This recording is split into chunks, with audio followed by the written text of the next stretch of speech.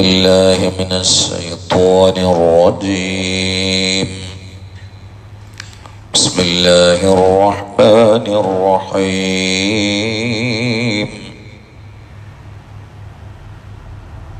قالوا ادع لنا ربك يبين لنا ما هي إن البقرة تشابه علينا وإنا إن شاء الله لمهتدون. قال إنه يقول إنها بقرة لا ذلول تثير الأرض ولا تسقي الحرث مسلمة لا شية فيها. قالوا الآن جئت بالحق فذبحوها وما كادوا يفعلون. صدق الله العظيم. സൂറത്തുൽ ബഖറയുടെ ഈ ഭാഗത്താണ് നമ്മൾ ഇന്നലെ എത്തിയത്. ബനൂ ഇസ്രായേൽ വിഭാഗം കൊലയാളിയെ പിടിക്കാൻ വേണ്ടി അള്ളാഹു അവരോട് കൽപ്പിച്ചത് പശുവിനെ അറുത്തുകൊണ്ട് അതിൻ്റെ ഒരു ഭാഗം എടുത്ത് ആ മയ്യത്തിനെ അടിച്ചാൽ മയ്യത്ത് എഴുന്നേറ്റുകൊണ്ട് അദ്ദേഹത്തെ കൊന്നത് ആരാന്ന് പറയും എന്നതാണ്. ആ സമയത്ത് കൽപ്പന സ്വീകരിച്ചുകൊണ്ട് ഒരു പശുവിനെ അറുത്ത് ചെയ്താൽ മതിയായിരുന്നു. പക്ഷെ അവർ പശുവിനെ കുറിച്ച് ഓരോന്ന് ചോദിക്കാൻ തുടങ്ങി. അപ്പൊ അള്ളാഹു തആല ആ ചോദ്യം അനുസരിച്ചുകൊണ്ട് പശുവിന്റെ വിശേഷണങ്ങൾ കടുപ്പിക്കാനും തുടങ്ങി. അങ്ങനെ അവര് എന്താണ് അതിന്റെ ഹൈറ്റ് എന്ന് വെച്ച്, എത്രയാണ് അതിന്റെ വെയിറ്റ് എന്ന് വെച്ച്, എന്താ അതിന്റെ കളറ് എന്ന് വെച്ച്, എവിടുന്നാ കിട്ടുക എന്ന് വെച്ച്, ഇതൊന്നും ചോദിക്കേണ്ട കാര്യമില്ല. പശുവിനെ അറുത്തിട്ട് ഈ പണി ചെയ്യാൻ വേണ്ടി പറഞ്ഞാൽ കാര്യമായിട്ട് ചെയ്താൽ മതിയായിരുന്നു. ചോദ്യങ്ങൾ ആവശ്യമില്ലാതെ കൂടിയാൽ അത് അവതാളത്തിലാകും എന്നതിലേക്ക് ഇത് സൂചനയാണെന്ന് പണ്ഡിതന്മാർ രേഖപ്പെടുത്തിയിട്ടുണ്ട്. ഒരു വിഷയമാണ്ട് പറഞ്ഞാൽ പഠിക്കാൻ വേണ്ടി ചോദിക്കാം, അതല്ല നമ്മൾ ഈ ക്ലാസ്സിലൊക്കെ ഇങ്ങനെ ചോദിക്കാൻ പറഞ്ഞ് പഠിക്കാൻ അത്രയും ചോദിക്കാം. കാര്യത്തിൽ നിന്ന് ഒഴിഞ്ഞു മാറാണ്ടല്ലോ ഒരു സ്വയ്പാക്കാനുള്ള ചോദ്യങ്ങൾ, വിഷയത്തിൽ നിന്ന് ഒഴിഞ്ഞു മാറാൻ അങ്ങനെ ചെയ്യരുതെന്നാണ്. വിഷയങ്ങൾ പഠിക്കാൻ വേണ്ടി എത്രയും ചോദിക്കാം. പക്ഷേ നമ്മളോട് ഒരു അമല് പറയുമ്പോൾ അതിന് കഴിച്ചിലാൻ വേണ്ടിയിട്ട് ഇങ്ങനെ ഓരോന്ന് ചോദിച്ചു കൊടുക്കുക, അത് ചെയ്യാൻ പാടില്ല എന്നാണ്. ഇവരിപ്പോ സത്യത്തിൽ ഇതിന്ന് രക്ഷപ്പെടാൻ വേണ്ടിയിട്ട് ഇങ്ങനെ ചോദിച്ച് തുമ്പില്ലാതാക്കിയതാണ്. അവസാനം പറഞ്ഞു പശുവിന്റെ വിശേഷണങ്ങളുടെ വിശാലത കൂടി. ഇനി അതിനെ തെരഞ്ഞെടുത്തിട്ട് അതിനെന്നെ അറുക്കണല്ലോ. അവസാനം അവര് പറഞ്ഞു കാലു അൽ ആന ജീത്ത ബിൽ ഹഖ്. ഇപ്പൊ മനസ്സിലായി ഏതാണ് പശുന്ന്. എന്നിട്ട് അത് തെരഞ്ഞ് അതിനനുസരിച്ചുകൊണ്ട് ഒരു പശുവിനെ കുട്ടി അവരറുത്തു. ആ പശുവിന്റെ ഒരു ചെറിയ ഭാഗം എടുത്തുകൊണ്ട് മയ്യത്തിനെ അടിച്ചു. അത് ഏതാണ് ഭാഗം എന്നുള്ളതിൽ അഭിപ്രായ വ്യത്യാസമുണ്ട്. മാത്രമല്ല ഖുർആനിലോ ഹദീസിലോ ഇന്ന ഭാഗം എടുത്തുകൊണ്ടാണ് അടിച്ചത് എന്ന കട്ടാമായി പറഞ്ഞ ഒരു വാക്കുകൾ കാണാനില്ല. അപ്പോൾ പാലുകൊണ്ടാണോ, അങ്ങനെ പല അഭിപ്രായങ്ങളുണ്ട്. ഏതായാലും അതിന്റെ ഒരു ഭാഗം എടുത്തുകൊണ്ട് അടിച്ചു. അടിച്ച സമയത്ത് മയ്യത്ത് എഴുന്നേറ്റിട്ട് അയാളെ കൊന്നത് ഇന്നയാളാന്ന് പറഞ്ഞു. ഉടനെ മരിച്ചു എന്നാണ് ആ സംഭവം. ഇനി പശുവിനെ കുറിച്ച് നമ്മൾ പറയാം. അല്ലാഹു സുബ്ഹാനഹു വ തആല ഒരു കാര്യം പറയുമ്പോൾ അതിന്റെ പിറകിൽ ഒരുപാട് പഠിക്കാണ്ടാവും.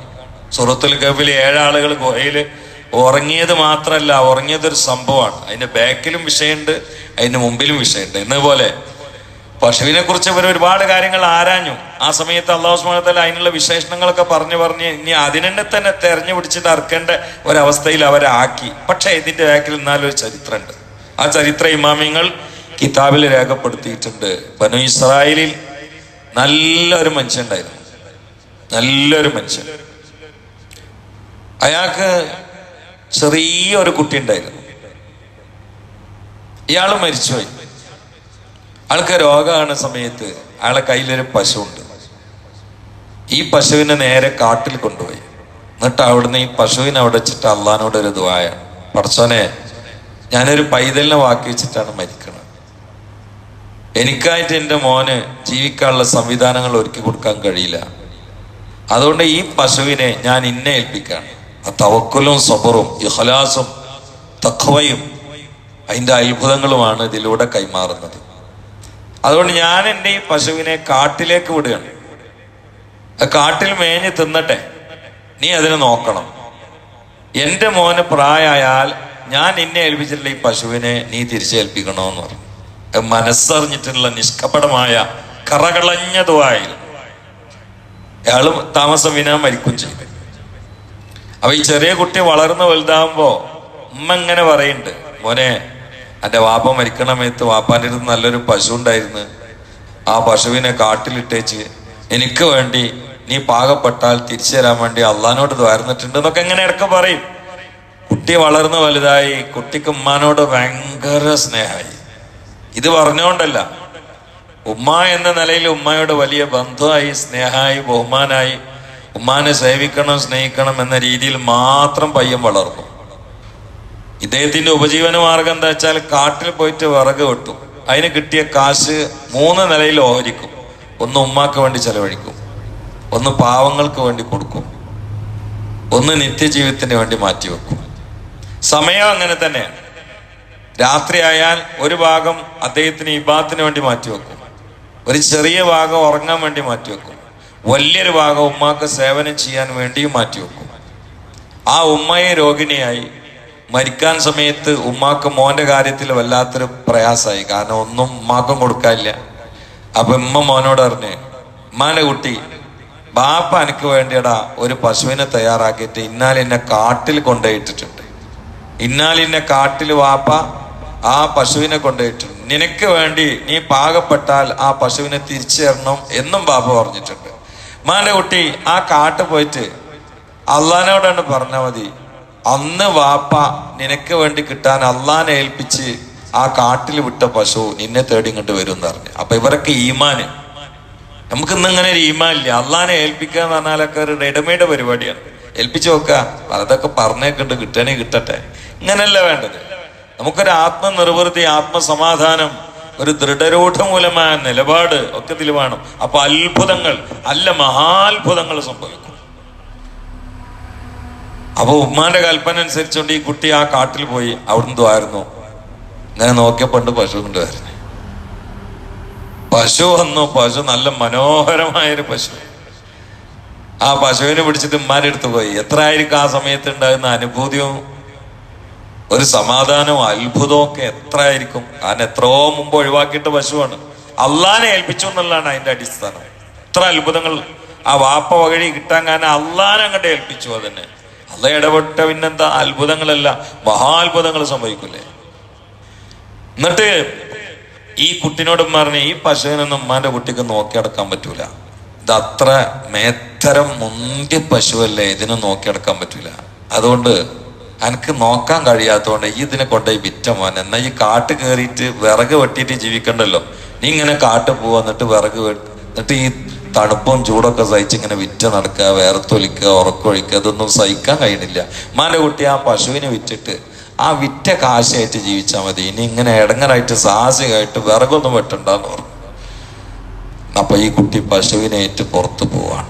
പുറത്തു പോകുമ്പോ ഒരാള് വഴിയിൽ കണ്ട്. അപ്പൊ ഉമ്മ പോകുമ്പോ പറഞ്ഞേ, ഉമ്മാനോട് ചൊക്കമ്മാനോട് ചെയ്യുള്ളൂ, എന്തും ചോദിച്ചിട്ടാ ചെയ്യും. ഉമ്മാനോട് എത്ര റുപ്യക്കാണ് ഉമ്മ വെക്കണ്ടേ? പറഞ്ഞു 3 റുപ്യക്ക് 3 ദിർഹമിന് വിറ്റാൽ മതി.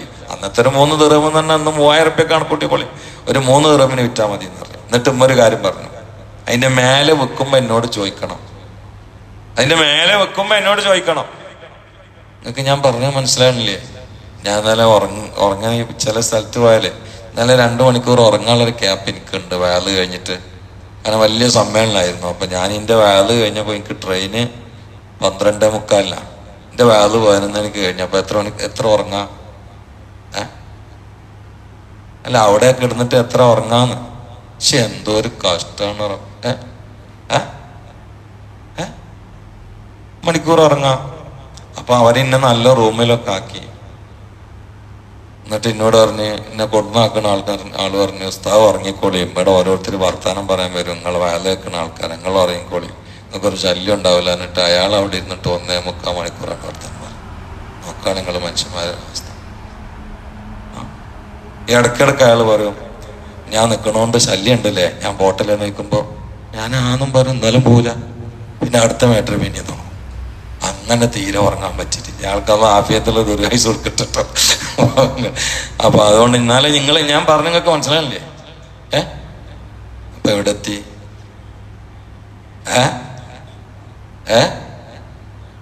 വിൽക്കാൻ കൊണ്ടുപോയി. അപ്പോ ഉമ്മ പറഞ്ഞു 3 റുപ്യന്റെ മേലേക്ക് വിൽക്കണേ എന്നോട് പറയണോന്ന് പറഞ്ഞു. ഒരു ഉമ്മാന്റെ ഒരു വാക്കാലോ. അപ്പൊ വഴിയിലൊരു അപരിചിതനെ കണ്ടു. ആളിച്ചു, എവിടുക്കാൻ കൊണ്ടുപോകണം പശുവിനെ? ഞാൻ വിൽക്കാൻ കൊണ്ടുപോകണം. എനിക്ക് വിൽക്കുവോ?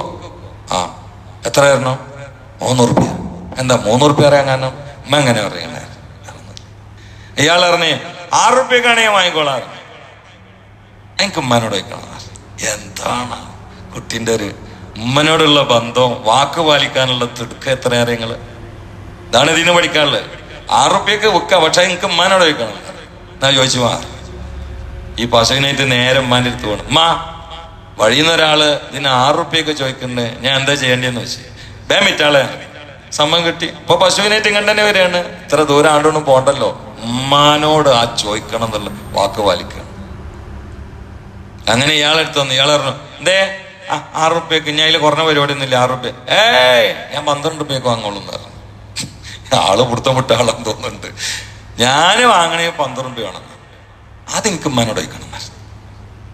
ഞാൻ 6 റുപ്യ എന്നാണ് ഉമ്മാനോട് ഇപ്പൊ എന്തിനാ ചോദിക്കണത്? കൂട്ടി പറയല്ലേ. നമ്മൾ കുറക്കുകയാണെങ്കിലല്ലേ ഇപ്പൊ അതൊക്കെ ചോദിക്കേണ്ടേ ഉള്ളൂ. ഇത് കൂട്ടിയിട്ടാവും ഉമ്മ കൂടുതൽ സന്തോഷമല്ലേ ഉണ്ടാകുക. പക്ഷെ അതല്ല, ഉമ്മ ഒരു വാക്ക് പറയണം എന്നോട് ചോദിക്കണം. അത് വാക്കാണ്. വാക്കാണ്. അത് തെറ്റാൻ പാടില്ല. പ്രത്യേകിച്ച് ഉമ്മ, വാപ്പ, ഗുരു, ഈ 3 ആളുകളോടുള്ള വാക്ക് തെറ്റിയാൽ അതിന്റെ അപകടം പടി ഉണ്ടാവും, അവിടെ കൂടുതലുണ്ടാവും. പെട്ടെന്ന് മനസ്സിലാവില്ല എന്ന് മാത്രം. അപ്പോ ഉമ്മനെ അടുത്ത് പോയി. ഉമ്മ, അയാള് 12 റുപ്യക്കാണ് ഇപ്പൊ ചോദിക്കണത് അറിഞ്ഞ്. ഇതൊക്കെ മോനെ ഒരാൾ തന്നെയാണോന്ന് ചോദിച്ചു. അന്നറിഞ്ഞ്. എന്നാ അത് നിന്നെ പരീക്ഷിക്കാൻ വേണ്ടി അള്ളാഹു തആല പറഞ്ഞയച്ച മലക്കായിരിക്കും എന്നറിഞ്ഞു. ഉമ്മക്ക് വേഗം മനസ്സിലായി സംഗതി. എന്നിട്ട് ഉമ്മ പറഞ്ഞ്, ഉമ്മാന്റെ കുട്ടി ഇനി പൈസ ഒന്നും പറയണ്ട, അയാളോട് ചോദിക്ക, ഞാൻ ഈ പശുവിന് വിൽക്കണോ? വിൽക്കുകയാണെങ്കിൽ എത്രക്കാണ് വിൽക്കേണ്ടത് എന്ന് നിങ്ങളൊന്ന് പറയണം. അതിനനുസരിച്ച് ചെയ്യാന്ന് പറഞ്ഞാൽ മതി. ഇനി വില ഒന്നും പറയണ്ട. മക തിരിച്ചറിവുണ്ടായി. കുട്ടി പോയി. ആൾ അവിടെ തന്നെ ഉണ്ട്. പിന്നെ എൻ്റെ അമ്മ നിങ്ങളോട് പറഞ്ഞിങ്ങനെ, ഈ പശുവിനെ വിൽക്കണോ വിൽക്കണ്ടേ അത് ആദ്യം പറയുന്നത്. അവ പറഞ്ഞ വിറ്റാളെ അറിഞ്ഞു എത്രക്കാ വിൽക്കണ്ടെന്ന് വെച്ചാൽ. അപ്പൊ ഉമ്മാനോട് ഈ പോയി പറയും, ഇതിനിപ്പോ വെക്കണ്ട. മൂസ നബി അലൈഹിസ്സലാം ഉള്ള കാലാണ്. അവരെടുത്തൊരു പ്രശ്നം വരുന്നുണ്ട്. ആ പ്രശ്നം അതാണ് നമ്മളിതുവരെ പറഞ്ഞിരുന്ന പ്രശ്നം. ഒരു മനുഷ്യനെ കൊന്നു. ആ കൊന്ന മനുഷ്യനെ ഒരു പശുവിന്റെ വാലെടുത്തിട്ടോ മറ്റേതോ ഭാഗം എടുത്തിട്ടോ അടിക്കണം. അടിച്ചാൽ ആരാണ് കൊലയാളി എന്ന് മയ്യിത്ത് പറഞ്ഞു തരും. ആ പശുവിന്റെ ഹൈറ്റും വെയിറ്റും കളറും അത് ഈ പശുവിന് മാത്രമേ ദുന്യാവിലുള്ളൂ. അത് നോക്കുകയാണ് ഈ പശുവും ആ സംഭവം തമ്മിൽ അള്ളാഹു തആല കൂട്ടിമുട്ടിക്കുന്നത്. അതുകൊണ്ട് അവര് മിക്കവാറും എല്ലായിടത്തും അന്വേഷിച്ച് ആയാതൊരു പശുവിനെ കിട്ടാത്തതുകൊണ്ട് അവസാനം അന്വേഷണം ഇവിടെ എത്തും. അപ്പൊ നിങ്ങളെ വീട്ടിൽ പശു ഉണ്ടെന്ന് അവർക്ക് മനസ്സിലാവും. എന്ത് വില പറഞ്ഞാലും അവർ തരും. അതുകൊണ്ട് നിങ്ങൾ വില പറയണ്ട. നിങ്ങൾ പറയേണ്ട എങ്ങനെയാണ്? ഈ പശുവിനെ അറുത്തിട്ട് അതിന്റെ തോല് നിറയെ സ്വർണം തരണം, എന്നാലേ തരുള്ളൂ. ആ ഡിമാൻഡിൽ കൊടുക്കാൻ ഇവരിങ്ങനെ ആൾക്കാരെ കാത്തുനിന്ന് മൂസാ നബിയോട് തട്ടിക്കയറിയിട്ട് ഹൈറ്റും വെയിറ്റും കളറും ചോദിച്ച ആൾക്കാരുണ്ടല്ലോ, അവർക്ക് എവിടുന്നും പശുവിനെ കിട്ടിയില്ല. അവസാനം ആരോ പറഞ്ഞ്, നിങ്ങൾ പറഞ്ഞ സൈസ് ഒരു പശു ഇന്ന വീട്ടിൽ ഇന്ന കുട്ടീന്റെ കസ്റ്റഡിയിലുണ്ട്. അവരെവിടെ വന്നു വീട്ടുകാരോട് വെച്ചു, ഈ പശു നിങ്ങളിതാ മഞ്ഞച്ച കളർ തന്നെ, ഒരു ചെമ്പിച്ച കളർ, സ്വർണ്ണ കളർ ഉണ്ട്, നല്ല ഹൈറ്റും വെയിറ്റും ഒക്കെ ഉണ്ട്, തന്നെയാണ് നമ്മൾ ഉദ്ദേശിച്ച അല്ലാഹു തആല നിർദ്ദേശിച്ച പശു എന്നൽക്ക്. അവര് ചോദിച്ചു, ഇതിന് എത്ര തരണം? കുട്ടി പറഞ്ഞു, അറുത്തിട്ട് അതിന്റെ തോലില് നിറയെ സ്വർണം തരണം, വേറെ കുറഞ്ഞ പരിപാടി ഒന്നുമില്ല. ഇവര് കൊറേ പറഞ്ഞു നോക്കി. ഇവിടെ അതിൽ കുറഞ്ഞൊരു പരിപാടി 3 റുപ്യക്ക് തുടങ്ങിയതാണ്. ഇപ്പൊ ഇവിടെ എത്തി. തോല് നിറയെ സ്വർണം തരണം, അതിൽ കുറഞ്ഞൊരു പരിപാടി ഇല്ല.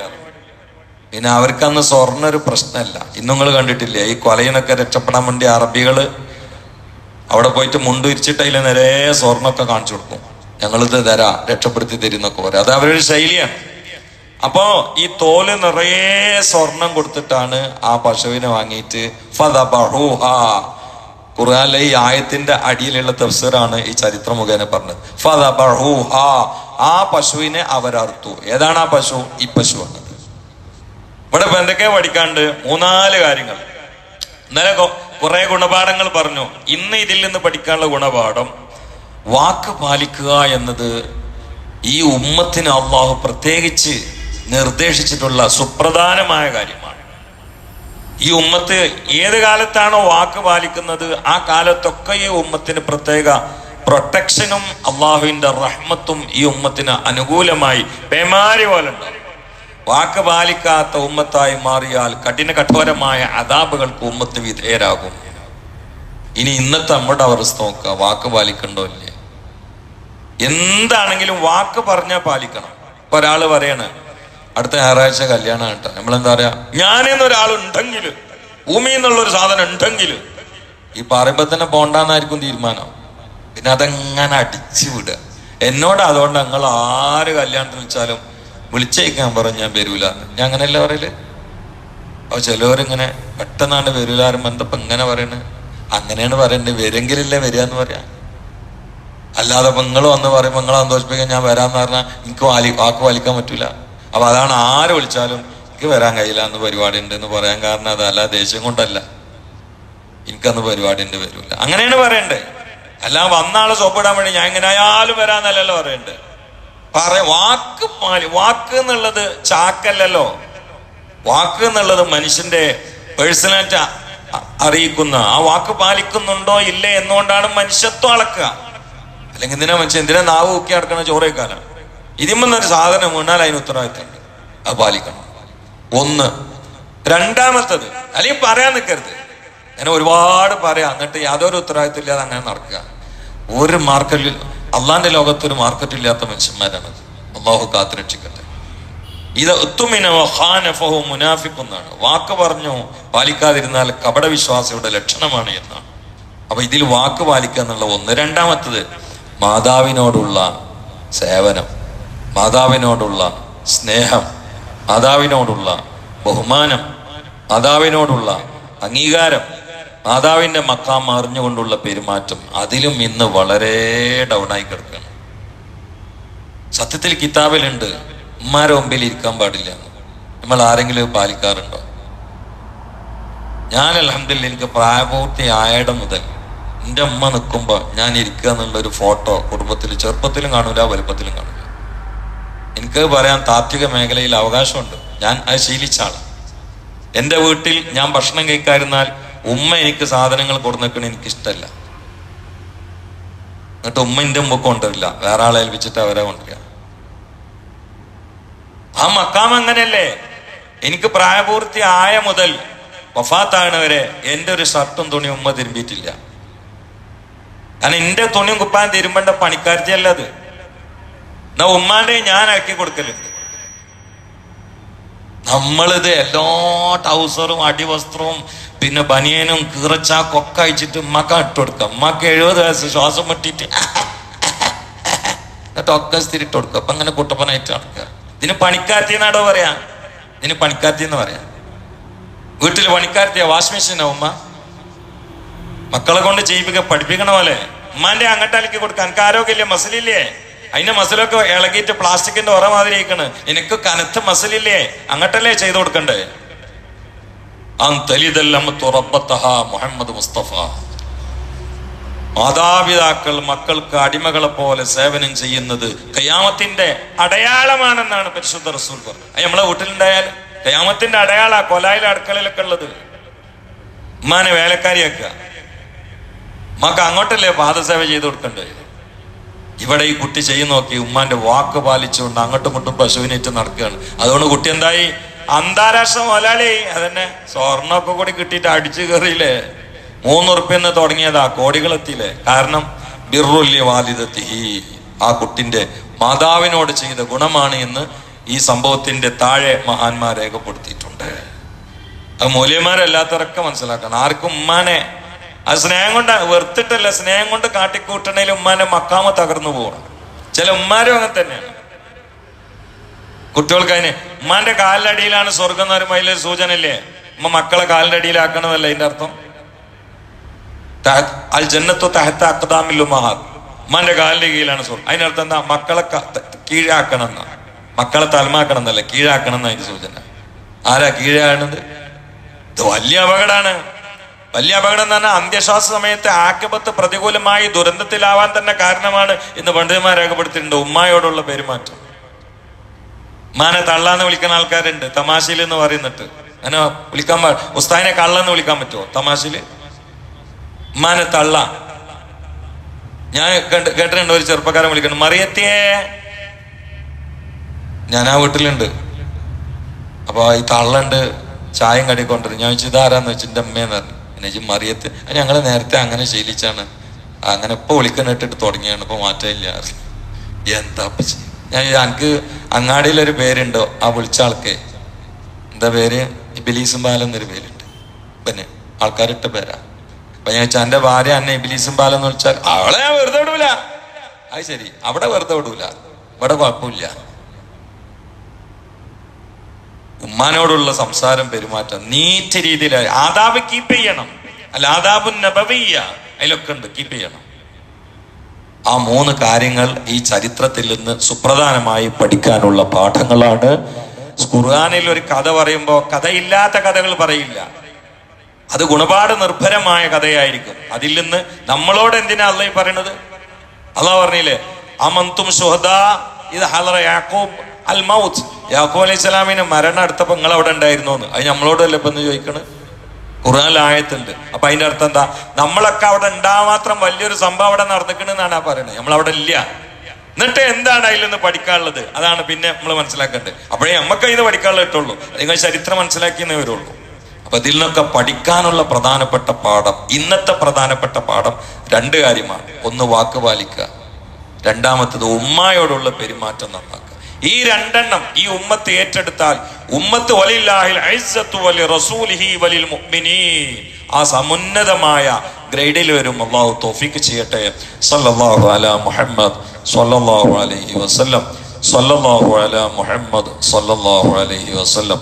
അല്ലാഹുമ്മ സല്ലി അലാ മുഹമ്മദ് യാ റബ്ബി സല്ലി അലൈഹി വസല്ലം. എൻ്റെ ഉറക്കവും കാര്യങ്ങളും നിങ്ങൾക്ക് ചോദിക്കാനുള്ള എന്ത് സംശയങ്ങളും ചോദിക്കട്ടെ, എന്നും ഞാൻ ഇങ്ങനെ പറയണ്ടെന്ന് മാത്രം. അത് നിങ്ങൾ എനിക്ക് അള്ളാന്റെ തൗഫീഖോട്ട് ഒരു ക്ഷണമില്ല, ഒരു ഉറക്കമില്ല. ഇനി സൂര്യൻ ഉദിച്ച് കുറച്ച് കഴിഞ്ഞാൽ ഒന്ന് ഉറങ്ങും, ഒരു 8:45 9 ആകുമ്പോഴേക്ക് എണീക്കും ചെയ്യും. പിന്നെ നമ്മളെ ദർശനം കഴിഞ്ഞാൽ പിന്നെ പരിപാടിക്ക് പോകും. ഇതൊക്കെ തന്നെ പരിപാടി. എനിക്ക് ഞാൻ 4-5 മണിക്കൂർ തുടർച്ചയായിട്ട് ഉറങ്ങി കാലം മറന്നിക്കണം ഇല്ല. അതിന് പകരം എന്തുണ്ട്? അനന്തരാവകാശികള്. എന്താ നിങ്ങൾ പറയാത്ത? അതിന് പകരം നമുക്ക് ആ വിടവ് നികത്താൻ സമർത്ഥരായ ആളുകൾ സദസ്സിൽ തന്നെ ഉള്ളത് കൊണ്ട് ആ ഭാഗം ഞാൻ അവരെ ഏൽപ്പിച്ചിരിക്കുകയാണ്. ഇൻഷാ അല്ലാഹ്. അൽഹംദുലില്ലാഹി റബ്ബിൽ ആലമീൻ. അല്ലാഹുമ്മ സ്വല്ലി അലാ സയ്യിദിനാ മുഹമ്മദിൻ വഅലാ ആലി സയ്യിദിനാ വ മൗലാനാ മുഹമ്മദ്. റഹ്മാൻ റഹീമായ അല്ലാഹ് പറഞ്ഞോ കേട്ടോ നീ ഖബൂലാക്കണേ അല്ലാഹ്. വീഴ്ചകൾ പുറത്ത് പരിഹരിക്കണേ അല്ലാഹ്. സയ്യിആത്ത് ഹസനാത്താക്കി തബ്ദീലാക്കണേ അല്ലാഹ്. ഞങ്ങൾ പാവപ്പെട്ടവരാണ്, ബലഹീനരാണ്, വിജ്ഞാനം കുറവുള്ളവരാണ്, ദോഷങ്ങൾ ഹിമാലയം കണക്കെ കുന്നുകൂട്ടിയവരാണ്. നീ റഹ്മാൻ റഹീമീനാണ്. ഞങ്ങളെ നീ രക്ഷപ്പെടുത്തണേ അല്ലാഹ്. ദുനിയാവിലും ആഖിറത്തിലും ഇസ്സത്ത് നൽകണേ അല്ലാഹ്. അല്ലാഹുവേ ഖൈറും ബർക്കത്തും നൽകണേ അല്ലാഹ്. പുതിയതായിട്ട് കല്യാണം തീരുമാനിച്ച കുട്ടികൾ സാഹസിലിരിക്കുന്നുണ്ട്, അവർക്ക് സന്തോഷത്തിന്റെ വാതിലാക്കി കൊടുക്കണേ അല്ലാഹ്. ആശ്വാസത്തിന്റെ ദാമ്പത്യ ജീവിതത്തിന് തൗഫീഖ് നൽകണേ അല്ലാഹ്. അല്ലാഹുവേ ഞങ്ങൾക്കൊക്കെ മനസ്സമാധാനമുള്ള കുടുംബജീവിതം പ്രദാനം ചെയ്യണേ അല്ലാഹ്. ഞങ്ങളെ, ഭാര്യമാരെ, കുട്ടികളെ, തലമുറയെ നീ നന്നാക്കി തരണേ അല്ലാഹ്. സ്വർഗസ്ഥരാക്കണേ അല്ലാഹ്. കത്തിക്കാളും നരകത്തിന്റെ വിറകുവള്ളികളാക്കല്ലേ അല്ലാഹ്. അല്ലാഹു ഖൈറും ബർക്കത്തും നൽകണേ അല്ലാഹ്. നേരത്തെ സമ്മതം ചോദിച്ചിട്ട് പോയി നമ്മൾ TK, അദ്ദേഹത്തിന് വളരെ ദൂരം ഇന്ന് യാത്ര ചെയ്യാനുള്ളതുകൊണ്ട് ക്ലാസ്സിലില്ല. മദ്രസയില് ഉസ്താമാരെ കുട്ടികളോട് സമ്മതം വാങ്ങണ സമ്മതം വാങ്ങിയിട്ട് ആൾ പോയി. അപ്പൊ അദ്ദേഹത്തിന് ഇവിടെ ഇരുന്ന് കൂലി അല്ലാഹു പ്രദാനം ചെയ്യട്ടെ. അള്ളാഹുവെ, കടലിലും കരയിലും ഇറങ്ങുന്ന പാവങ്ങളാ ഞങ്ങളെ എല്ലാവരെയും നീ ഖൈറും ബർക്കത്തും സലാമത്തും സന്തോഷവും നിന്ന് അനുഗ്രഹിക്കണേ അല്ലാഹ്. പടച്ചോനെ, ഇവിടെ കച്ചവടക്കാരുണ്ട്, ബർക്കത്ത് ചെയ്യണേ അല്ലാഹ്. അധ്യാപകന്മാരുണ്ട്, ബർക്കത്ത് ചെയ്യണമല്ല. വിദ്യാർത്ഥികളുണ്ട്, ബർക്കത്ത് ചെയ്യണമല്ല. കൂലിപ്പണിക്കാരുണ്ട്, ബർക്കത്ത് ചെയ്യണമല്ല. കച്ചവടക്കാരുണ്ട്, ബർക്കത്ത് ചെയ്യണമല്ല. കർഷകന്മാരുണ്ട്, ബർക്കത്ത് ചെയ്യണേ അല്ലാഹ്. ചെറുപ്പക്കാരുണ്ട്, പ്രായമുള്ളവരുണ്ട്, ചെറിയ കുട്ടികളുണ്ട്. ഖൈറും ബർക്കത്തും നൽകണേ അല്ലാഹ്. അപകടങ്ങളിൽ നിന്ന്, ദുരന്തങ്ങളിൽ നിന്ന്, പെടുന്നനെയുള്ള മരണങ്ങളിൽ നിന്ന്, ആഫത്ത് മുസീബത്തുകളിൽ നിന്ന്, കടക്കണികളിൽ നിന്ന്, ശത്രുപാളയങ്ങളിൽ നിന്ന് രക്ഷപ്പെടുത്തണേ അല്ലാഹ്.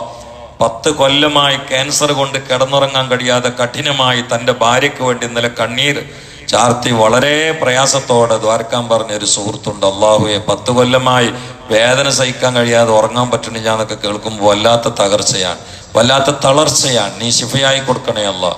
സ്വസ്ഥമായി ഉറങ്ങാനുള്ള രാവുകൾ കൊടുക്കണേ അല്ലാഹ്. സലാമത്തിന്റെ വഴികൾ തുറന്നു കൊടുക്കണേ അല്ലാഹ്. റബ്ബനാ തഖബ്ബൽ മിന്നാ ഇന്നക അന്ത സമീഉൽ അലീം വതുബ് അലൈനാ ഇന്നക അന്ത തവ്വാബുർ റഹീം. اغفر لنا يا غفار وارحمنا يا رحمن وافتح لنا يا فتاح وهب لنا يا وهاب وسلمنا يا سلام واغفر لوالدينا ولمن دفنوا حول هذا المسجد ولمن دفنوا في هذه البلدة ولجميع المؤمنين والمؤمنات آمين برحمتك يا أرحم الراحمين. صلى الله تعالى وسلم على خير الخلق سيدنا محمد وآله وصحبه أجمعين. سبحان ربك.